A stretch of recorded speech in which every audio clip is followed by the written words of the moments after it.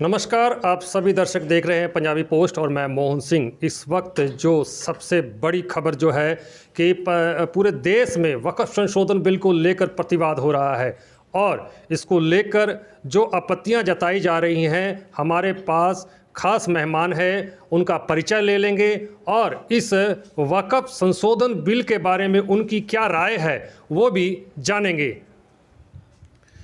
जी, मेरा नाम अहमद हुसैन कासमी हुआ, सहायक सचिव इमारत शरिया, बिहार, उड़ीसा व झारखंड व मगरबी बंगाल, फुलवारी शरीफ, पटना। अभी यहाँ आना हुआ है कि आज आसनसोल में इमारत शरिया और जितनी मिली तंजीमें हैं और जितने यहाँ के नौजवान हैं, उन तमाम की तरफ से आसनसोल में वक्फ़ एक्ट 2025 के ख़िलाफ़ आज यहाँ एहतजाजी जुलूस है। उसमें हज़रत अमीर शरीयत मौलाना सैयद अहमद वली फैसल रहमानी, जो इमारत शरिया बिहार, उड़ीसा व झारखंड, फुलवारी शरीफ, पटना के अमीर शरीयत हैं, उनके हुक्म पर हाज़िरी हुई है। क्या लगता है आपको या इस मुस्लिम समुदाय को कि वक्फ संशोधन बिल में क्या गड़बड़ियां हैं? देखिए, अब ये वक्फ संशोधन बिल नहीं रहा, ये वक्फ एक्ट बन गया, यानी कानून बन गया। इसके अंदर यानी कि 144 इसके अंदर पॉइंट्स हैं, शिक़े हैं, वो तमाम की तमाम गड़बड़ हैं। इक्का दुक्का को छोड़ करके सब की सब ऐसी हैं कि जिससे वक्फ़ का मामला आने वाले चंद सालों में ख़त्म हो जाएगा। मिसाल के तौर पर हुकूमत कह रही है कि अब वक्फ़ करने के लिए किसी भी व्यक्ति को 5 साल के लिए सबूत देना होगा कि आप प्रैक्टिसिंग मुसलमान हैं। अब हुकूमत इस बात को नहीं बता रही है कि वो प्रैक्टिसिंग मुसलमान कैसा होगा, क्या क्या काम करेगा, उसकी दाढ़ी कितनी बड़ी होगी, कितने वक्त की नमाज़ पढ़ेगा, वो धार्मिक कौन कौन कामों को करेगा, तो वो प्रैक्टिसिंग मुसलमान होगा। इसके बारे में बिल्कुल इस कानून के अंदर खामोशी है। तो ये मसला उभरेगा कि अगर कोई मुसलमान वक्फ करना चाहेगा तो हुकूमत उसको रोक देगी। बल्कि इस तरह के कानून के ज़रिए हुकूमत असल आइंदा के लिए मुसलमानों को वक्फ के लिए, अल्लाह के लिए, दीन के लिए, मस्जिद के लिए, मदरसे के लिए वक्फ करने और डोनेशन करने को रोकना चाह रही है। इस पर हमको यानी आपत्ति है। क्या आने वाले दिनों में, अभी जो बातचीत चल रही थी, आने वाले दिनों में क्या लगता है कि मस्जिदों पर कब्जा हो जाएगा? देखिए, मेरा कहना यह है कि बाबरी मस्जिद, जिसके सारे सबूत मुसलमानों के पास थे, सारे सबूत मुसलमानों के पास थे, और जब अदालत उज़्मा का फ़ैसला आया तो सारे सबूतों को माना गया, रखा गया, सुना गया, बताया गया, मगर आस्था की बुनियाद पर बाबरी मस्जिद की ज़मीन को एक ख़ास समुदाय को दे दिया गया। जहाँ पर कागज़ है, आप बतलाइए कि मुसलमान इस मुल्क में कितने सालों से हैं? आज से नहीं है, कमोबेश 1350 सालों से मुसलमान इस मुल्क में हैं। वो मस्जिदें, वो कब्रिस्तान, वो धार्मिक मकामात और स्थल कि जो आज से 500 साल पहले, 1000 साल पहले बनाए गए और लोगों ने वक्फ किया, उसका कागज़ मुसलमान कहाँ से ला करके देंगे? कहाँ से ला करके देंगे? फिर होगा ये कि हुकूमत जब सर्वे करेगी तो ऐसी सारी पुरानी मस्जिदें, सारी पुरानी कब्रिस्तान, ईदगाहें, ये सारी चीज़ें मुसलमानों के वक्फ से और हाथ से निकल जाएंगी। क्या लगता है कि मोदी सरकार सौतेला व्यवहार कर रही है संख्या लघु से? इसमें कोई शक नहीं है कि मोदी सरकार की जो बुनियाद है इस मुल्क के अंदर, वो सिर्फ़ और सिर्फ मुसलमानों को निशाना बना करके है। इसमें कोई दो राय नहीं है, इसको पूरी दुनिया जानती है। वो मुसलमानों का नाम लेना आज छोड़ दें, आज उनकी हुकूमत कमज़ोर पड़ जाएगी।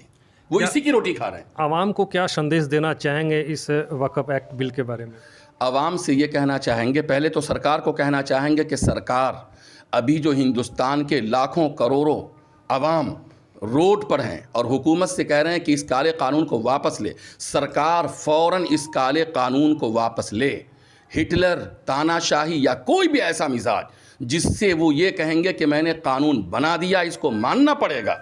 आपके ऊपर ये भी फ़र्ज़ था और ये भी आप पर अनिवार्य था कि अगर एक कानून पहले से वक्फ के बारे में बना हुआ है तो आपको उसको छेड़छाड़ करने की ज़रूरत नहीं थी। दूसरे जो अहम और महत्वपूर्ण कार्य हैं इस मुल्क के तरक्की के लिए, खुशहाली के लिए, उस काम को करना था। तो हुकूमत से कहेंगे कि इसको वापस लें। वक्फ एक्ट जो बना है इसको लेकर अभी जगह जगह में हिंसाएं हो रही हैं। पश्चिम बंगाल के मुर्शिदाबाद ज़िले में भी हिंसाएं हुई हैं।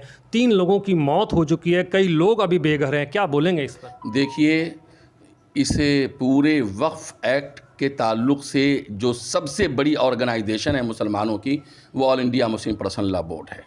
उसके बाद जमीयत उलमा हिंद है, इमारत शरिया है, जमात इस्लामिया और सारी जमातें हैं। वो तमाम ये कह रही हैं कि इस मौके पर एहतजाज करें मगर क़ानून को अपने हाथ में ना लें। हमारे ख़्याल से मुर्शिदाबाद में जो कुछ हुआ हम उसकी मज़म्मत करते हैं। इस तरह का काम कहीं भी नहीं होना चाहिए।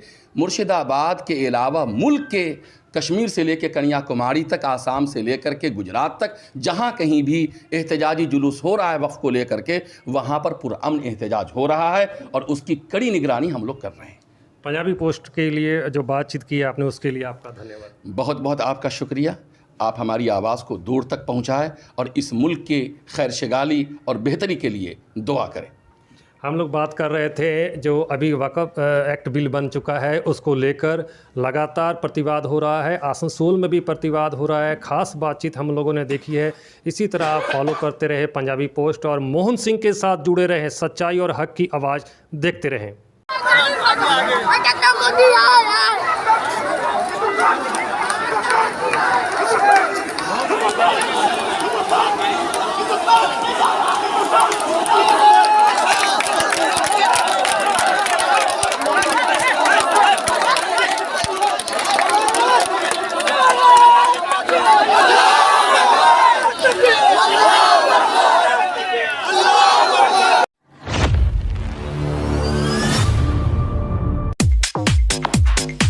आपके सपनों के घर को और सुंदर बनाने के लिए यूनिक डेकोर और यूनिक सैनिटेशन लेकर आया है एक कंप्लीट बाथरूम डेस्टिनेशन शोरूम। एक से एक डिजाइन और टिकाऊ सामान, नल, पाइप, कंप्लीट बाथरूम सेट किफायती दामों में। जैक्वार, एस्को, प्राजो, आर्टिज के ब्रांड उपलब्ध हैं। हमारा पता unique decor, Parvati shopping arcade, shop number 4 and 44 GT road, आश्रम मोड़, आसनसोल। दूसरा पता unique sanitation 82 NS road, Asansol. संपर्क नंबर 943404247603 4123 00062।